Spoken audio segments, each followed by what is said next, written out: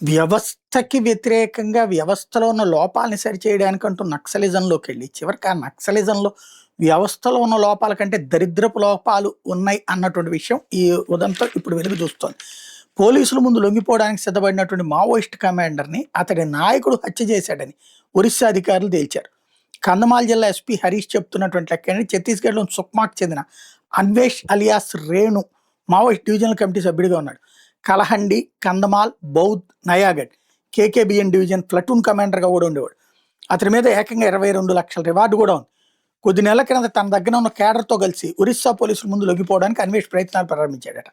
ఇది అతడి నాయకుడు, రాష్ట్ర జోనల్ కమిటీ సభ్యుడు సుక్రు అనుచరులు శిలా, జగేష్లకు నచ్చలేదంట.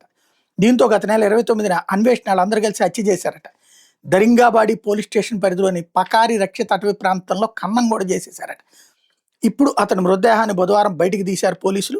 పోలీసుల ముందు లొంగిపోయే విషయంలో మావోయిస్టుల అంతర్గతంగా ఉన్న విభేదాలకు ఈ ఘట ఉదాహరణగా నిలుస్తోందని యాంటీ నక్సల్ ఆపరేషన్ల అనుభవం ఉన్న ఉన్నతాధికారులు చెప్తున్నారు.